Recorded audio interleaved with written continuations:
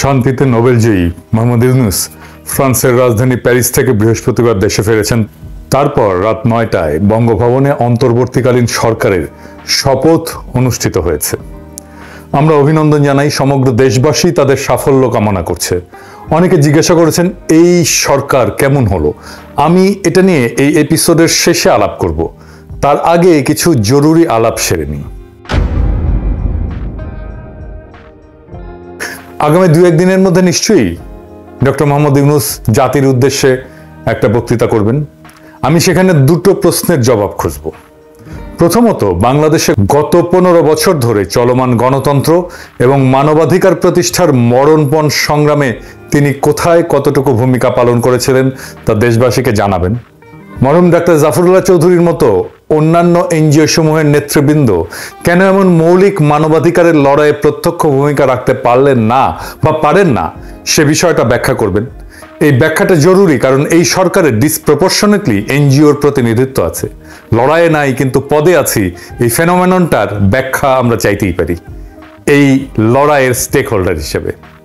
দ্বিতীয়ত, ৫ তারিখে অগাস্ট বিপ্লব সংগঠিত হওয়ার পরে ওনার ঢাকায় ফিরতে ৭২ ঘন্টা সময় কেন লাগলো, সে ব্যাপারে নিশ্চয়ই তিনি একটা গ্রহণযোগ্য ব্যাখ্যা দেবেন। কারণ যারা তার সাথে যোগাযোগ রাখছিলেন তারা প্রত্যেক দিনই বলছিলেন তিনি বিকেলে আসবেন, সন্ধ্যায় আসবেন, আবার রাতে বলেছিলেন পরের দিন সকালে আসবেন। এই সমন্বয়হীনতা কেন ঘটেছিল সেটা দেশবাসীর জানার প্রয়োজন রয়েছে। বিলম্বের এই ৭২ ঘন্টায় দেশব্যাপী যে সমস্ত অঘটনগুলো ঘটেছে সেগুলোর দায় কে বা কারা নেবেন? দেশে অরাজকতা চলেছে, কোনো অভিভাবক নেই। একটা কথা শুনলাম, মাইনর সার্জারি হয়েছে ওনার, কিন্তু ওনার কি স্বল্পতম সময় প্রয়োজনে চার্টার করা বিমানে চলে আসা উচিত ছিল না এমন একটা অরাজকতার সময়? আরেকটা প্রশ্নের উত্তর দরকার। অবৈধ রাষ্ট্রপতি শাহাবুদ্দিন চুপ্পু কর্তৃক ইতিমধ্যে তাড়াহুড়ো করে নিয়োগ বাগানো কর্মকর্তাদের তিনি অপসারণ করবেন কিনা? ডক্টর মোহাম্মদ ইউনূসকে এসব বিষয়ে তার অবস্থান দেশবাসীর সামনে স্পষ্ট করতে হবে। আজকের এই অন্তর্বর্তীকালীন সরকার কিভাবে গঠিত হবে সে বিষয়ে গত ৭২ ঘন্টায় যারা আলাপ আলোচনা করে সিদ্ধান্ত নিয়েছেন তাদের সিংহভাগই বিগত ফ্যাসিস্ট সরকারের নিয়োগপ্রাপ্ত কর্মকর্তা এবং কর্তা ব্যক্তি। এদের বাইরে গণ অভ্যুত্থানকারী তরুণ নেতৃত্বের অভিভাবক হিসেবে যে সমস্ত ব্যক্তি এতে যুক্ত হয়েছিলেন তারা হাসিনার হাতে ক্ষতবিক্ষত বিকৃত সংবিধানের আওতার মধ্যে থেকেই সবকিছু করার সিদ্ধান্ত নিয়েছেন, যার ন্যায্যতা এবং বৈধতা নিয়ে দেশবাসীকে কোনো কিছু অবহিত করা হয়নি।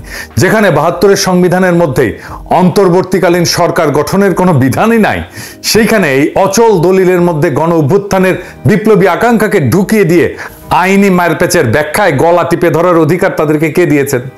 এমন পরিস্থিতিতে আমরা কখনোই অবৈধ রাষ্ট্রপতি শাহাবুদ্দিন চুপ্পুর তত্ত্বাবধানে একটা শপথ গ্রহণ কার্যক্রমকে অনুমোদন করি না। এই বিপ্লবোত্তর অন্তর্বর্তীকালীন সরকারের কখনই বঙ্গভবনে গিয়ে শপথ গ্রহণ করা উচিত হয়নি। বঙ্গভবনে গিয়ে শপথ গ্রহণ করাকে আমরা নৈতিকতা বর্জিত, আইনগতভাবে অযথার্থ এবং সদ্যমুক্ত বাংলাদেশের জন্য অশোভন বলে মনে করি। এর বিপরীতে জাতীয় শহীদ মিনারে দাঁড়িয়ে শহীদের মহান আত্মত্যাগের প্রতি বিশ্বস্ততার শপথ নিয়ে কাজ শুরু করলে ভালো হতো এবং অন্তর্বর্তীকালীন সরকারের সদস্যদের সেখানে শপথ পড়াতে পারতেন আগস্ট বিপ্লবের কোনো একজন শহীদের পিতা অথবা মাতা। আর এই গৌরবজনক অনুষ্ঠানটি হতে হতো প্রকাশ্যে খোলা আকাশের নিচে হাজার হাজার প্রতিবাদকারী শিক্ষার্থী জনতার উপস্থিতিতে। সেইটাই একজন মাঠের রাজনৈতিক কর্মী আর এনজিওর চিন্তার পার্থক্য। হাসিনা পালানোর পরে ওয়াকার সাহেব আলোচনা করলেন কাদের সাথে? আপনারা জানেন কারা আলোচনা করেছে। আমরা কি দুধ ভাত? আমরা কেউ না? এই লড়াই আমাদের অবদান নাই, আমাদের স্টেক নাই? আমরা তো মন্ত্রী মিনিস্টার হইতে চাইতেছি না, নাকি ক্ষমতার ভাগ চাইতেছি? আমাদের কথা শুনবেন এই লড়াইয়ের স্টেক হোল্ডার হিসেবে, এইটুকুই তো চাওয়া। এই সহযোদ্ধাদের কথা শোনার টাইম হয় না আপনাদের, গুরুত্ব দেন না। আর আপনারা গণমানুষের কথা শুনবেন, ঘোড়ায় তো হাসবে ভাইজান। ফরাদ ভাই খুব গুছায় বলছেন ভিডিওতে, শুনছেন এই কথাগুলো, শুনে দেখেন। আপনি যে নিজেকে একটা প্রশ্ন করেন, প্রশ্নটা এরকম যে ডক্টর ইউনূস, আমরা একটা ফ্যাসিস্ট ব্যবস্থার বিরুদ্ধে আমরা লড়েছি, ফ্যাসিস্ট শক্তির বিরুদ্ধে লড়েছি, ঠিক আছে? এই ফ্যাসিস্ট যে সংবিধান যেটা আছে, কেমন এই সংবিধানের অধীনে তো লড়াই করিনি, আমরা গণ অভ্যুত্থান করেছি, মূলত সংবিধান বিরোধী কাজ করেছি, ঠিক আছে? এখন কি ডক্টর ইউনূস এই বিদ্যমান সংবিধানের অধীনে, এই বিদ্যমান সংবিধানের যিনি প্রেসিডেন্ট, মানে ফ্যাসিস্ট সংবিধানের যিনি প্রেসিডেন্ট, তার কাছে শপথ গ্রহণ করবেন? কেমন? এটা কি হতে পারে? এটা হতে পারে না। তাহলে আমরা আগের ভিডিওতে আমরা পরিষ্কার বলেছি এটা আসলে কিছুতেই এটা হতে পারে না। এবং সেটা হতে গেলে তারা বলছেন যে তিনি হবেন কি প্রেসিডেন্টের উপদেষ্টা, ঠিক আছে না? তিনি তিনি কিন্তু গণ অভ্যুত্থানের যিনি প্রধান তা না, কিন্তু তাকে বানানো হবে প্রেসিডেন্টের উপদেষ্টা হিসেবে। আর আমরা বলছি না, তিনি হবেন অন্তর্বর্তীকালীন সরকারের প্রধান। এবং তিনি কার প্রতিনিধি হবেন?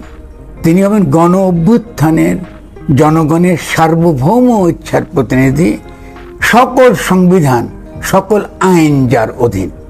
উনি খুবই গুছায় বারবার উনি বলে গেছেন, ওনার কথা শোনা হয় নাই। ফ্যাসিস্ট সরকারের নিয়োগপ্রাপ্ত অবৈধ দুর্নীতিবাদ রাষ্ট্রপতি শাহাবুদ্দিন চুপ্পু এবং সেনাপ্রধান ওয়াকারুজ্জামানের সাথে সাক্ষাৎ করে কিছু লোক হঠাৎ বিগলিত হয়ে পড়ছেন, লাজ লজ্জার মাথাকে উচ্ছ্বাস প্রকাশ করছেন। যদিও দেশবাসী ও সাধারণ মানুষ এদেরকে পতিত সরকারের দোসর, গণহত্যার জন্য দায়ী কর্মকর্তা এবং খুনি হাসিনাকে নির্বিঘ্নে পার করে দেওয়ার সহযোগী হিসেবে চিহ্নিত করছেন। বলেন দেখি, এই গণ অভ্যুত্থানে নেতৃত্ব দানকারী কিশোর তরুণ যুবকদের সংস্কার ভাবনার সাথে স্বৈরাচারের দোসর, ফ্যাসিস্টের দোসর এবং শেষ মুহূর্ত পর্যন্ত বল প্রয়োগকারী সংস্থা সেনাবাহিনী প্রধান ওয়াকারুজ্জামান আর দেশের সেরা দুর্নীতিগ্রস্ত বিচারকদের অন্যতম প্রেসিডেন্ট শাহাবুদ্দিন চুপ্পুর চিন্তা ভাবনার মিল হয় কি করে? আমি দেখতে পাচ্ছি সুশীল সমাজের একদল মানুষ অন্তর্বর্তীকালীন সরকারে ঢুকে পড়ে নিজেদের সামাজিক অবস্থানকে আরেকটু মর্যাদাপূর্ণ করে তোলার প্রতি বেশি আগ্রহী।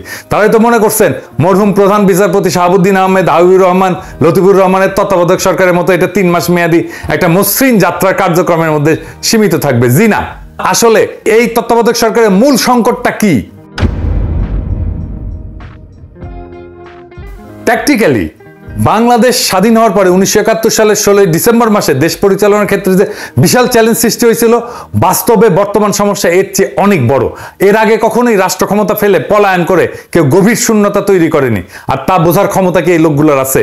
খুনি শেখ হাসিনার বসানো প্রশাসনের শীর্ষ কর্মকর্তা এবং রাষ্ট্রপতির সাথে মেলামেশা করে মুগ্ধ হয়ে যাওয়া ব্যক্তিরা কি বুঝতে পারছেন গত 15 বছরের দুঃশাসনে বাংলাদেশের সবগুলো রাষ্ট্রীয় প্রতিষ্ঠান ভেঙে চুরমার করে দিয়েছে ফ্যাসিস্ট শেখ মুজিবের কন্যা? এইগুলাকে নতুন করে গড়ে তোলার যে বিশাল কাজ, তা কম বেশি বিপ্লবী দৃষ্টিভঙ্গি সম্পন্ন সরকার ছাড়া কেউ করতে পারবে না। আর এজন্য দরকার হবে সংশ্লিষ্ট মন্ত্রণালয়ের বিষয়ে অভিজ্ঞতা, শিক্ষা, জ্ঞান সম্পন্ন এবং বিপ্লবী চেতনা সম্পন্ন বিশেষজ্ঞদেরকে নিয়োগ দিয়ে। হাইকোর্ট এবং সুপ্রিম কোর্টের বিচারপতিরা বিগত বছরগুলোতে যে সমস্ত অপকর্ম এবং বেআইনি কাজ করছেন, এরপর বর্তমান পরিস্থিতিতে তারা আদালতে বসতে ভয় পাচ্ছেন। জনপ্রশাসনের কর্তা ব্যক্তিরা দুর্নীতি এবং অনিয়মের পাহাড় মানায় অঢেল সম্পত্তি বানানোর পরে এখন তারাও অফিস বিমুখ হয়েছেন। আর বেনজির দুর্নীতিতে ডুবে থাকা শীর্ষ 500 অপরাধী পুলিশ কর্মকর্তা পালায় যাওয়ার পর তাদের সকল পর্যায়ের অফিসার্স খালি হয়ে গেছে।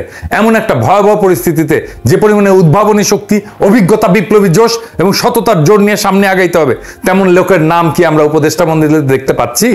না, সবাই না। কেউ কেউ আছে, কিন্তু সবাই না। আমি এই উপদেষ্টা মন্ডলী নিয়ে পরে কথা বলবো। এখন বরং দেখি প্রফেসর ইউনূসকে দ্রুত কি কি পদক্ষেপ নিতে হবে। আমরা মনে করি ডক্টর মোহাম্মদ ইউনূসকে অতি দ্রুত 5টা পদক্ষেপ নিতে হবে। আগামীকালই একটা জাতীয় কমিশন ঘোষণা করে এই গণ অভ্যুত্থানের বিভিন্ন পর্যায়ে, মানে হাসিনা সরকার ক্ষমতা নেওয়ার পর হতাহত, গুমের শিকার, নির্যাতিত, ক্ষতিগ্রস্ত, মামলার শিকার, দেশ থেকে বাধ্য হওয়া সকল মানুষের একটা তালিকা প্রণয়ন সম্পন্ন করতে হবে। যাদের অঙ্গহানি ঘটছে, অন্ধত্ব বরণ করছেন, যারা আহত হয়ে যন্ত্রণায় কাটাচ্ছেন, তাদের সর্বোত্তম চিকিৎসার ব্যবস্থা করতে হবে, পুনর্বাসন করতে হবে, নিহতদের পরিবারের পুনর্বাসন করতে হবে। মনে রাখতে হবে তিনি, মানে প্রফেসর ইউনূস, বর্তমান প্রশাসনের বিভিন্ন পর্যায় থেকে বাধার মুখে পড়বেন। সেই জন্য দ্রুত আইন শৃঙ্খলা পরিস্থিতির উন্নতি সাধনের জন্য আগামী 24 ঘন্টার মধ্যে তাকে সারা দেশের সকল পর্যায়ে বৈষম্য বিরোধী সংগ্রাম কমিটি গড়ে তোলার ডাক দিতে হবে। পুলিশ বিভাগের সকল সদস্যদেরকে তাদের কর্মস্থলে ফিরে আসার আহ্বান জানানোর পাশাপাশি স্থানীয় জনগণকে তাদের নিরাপত্তা বিধানের জন্য অনুরোধ করতে হবে। তারপর যৌথভাবে জনসম্পৃক্ত পুলিশ ব্যবস্থা গড়ে তোলার কঠিন কাজ শুরু করা যাবে। পুলিশকে আমূল সংস্কার করতে হবে, সংস্কার করতে হবে মিলিটারিকে, সংস্কার করতে হবে আমলাতন্ত্রকে, সংস্কার করতে হবে জুডিশিয়ারিকে। আগামীকাল থেকে সকল কলকারখানা চালু করে টানা 6 দিন উৎপাদন চালায় যেতে হবে। 6 মাসের জন্য সরকারি সাপ্তাহিক ছুটি 2 দিনের জায়গায় 1 দিনে নামায় আনতে হবে। শনিবার থেকে সকল শিক্ষা প্রতিষ্ঠান খুলে দিতে হবে এবং বিগত আন্দোলন সংগ্রামের কারণে পাঠ গ্রহণ এবং শিক্ষার যে ক্ষতি হয়েছে তা পূরণের জন্য প্রয়োজনীয় উদ্যোগ নিতে হবে। দরকার হলে এক্সট্রা ক্লাস করাইতে হবে। স্কুলের পাঠ্যক্রম নিয়ে অভিভাবকদের বড় ধরনের কনসার্ন আছে। এগুলো অসঙ্গতি নিয়ে আমি ভিডিও করছি, 7 পর্বের করার কথা, আমি বাকিগুলো করব, 3টা বোধহয় করছি, কাজ আগায় দিছি। এইগুলা সংস্কার করতে হবে, বইগুলো সংস্কার করতে হবে। খাদ্য নিরাপত্তা নিশ্চিত করার জন্য কৃষিখাতকে সর্বোচ্চ গুরুত্ব দিয়ে সরকারকে অতি দ্রুত কাজে নামতে হবে। প্রয়োজনীয় ভর্তুকি নিশ্চিত করে সকল কৃষিপণ্য শস্য উৎপাদনের বাম্পার ফলন ঘটাতে হবে। মৎস্য সম্পদ, গবাদি পশুপালন এবং উৎপাদনে জোর দিয়ে দেশে প্রোটিন সংকট কাটায় তুলতে হবে। প্রোটিনের বিকল্প উৎস খুঁজে বের করতে হবে। গার্মেন্টস সহ সকল খাতের শ্রমিকদের ন্যায্য মজুরি নিশ্চিত করার জন্য শীঘ্রই একটা কমিশন গঠন করতে হবে। গার্মেন্টস শ্রমিকদের ন্যূনতম মজুরি তাদের দাবি মতো নিশ্চিত করতে হবে। পাশাপাশি প্রবাসী শ্রমিকদের সুযোগ সুবিধা স্বার্থ রক্ষার জন্য সরকারের কি কি করণীয় তা চিহ্নিত করে কার্যকর ব্যবস্থা গ্রহণের মাধ্যমে বৈদেশিক মুদ্রা অর্জনের পথ সুগম করতে হবে। আর আমরা রেমিটেন্স বয়কট করছিলাম হাসিনার শাসনে, আমরা এখন আবার রেমিটেন্স পাঠাবো, সারা দুনিয়া থেকে পাঠাবো। ব্যাংকিং চ্যানেলে রেমিটেন্স পাঠাবো, ব্যাংকিং চ্যানেলের বাইরে কোনো রেমিটেন্স যাবে না। সার্বজনীন স্বাস্থ্যসেবা নিশ্চিত করতে হবে। আয় অনুসারে স্বাস্থ্যসেবা একজন ব্যয় করবে, যার আয় যত কম তার স্বাস্থ্যসেবা ব্যয় তত কম হবে। যার আয় নাই তার ব্যয় হবে 0 টাকা, তার কোনো খরচা হবে না। বাংলাদেশের স্বাস্থ্যসেবার মান বাড়াতে হবে যেন কেউ ভারতে চিকিৎসার জন্য না যায়।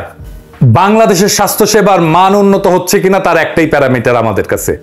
প্রত্যেক মাসে মাসে ভারতে চিকিৎসার জন্য কতজন যাচ্ছে সেটার হিসাব রাখতে হবে পুঙ্খানুপুঙ্খভাবে। এইটার সংখ্যা যদি কমে তাইলে আমরা বুঝবো বাংলাদেশের চিকিৎসা সেবার মান উন্নত হচ্ছে।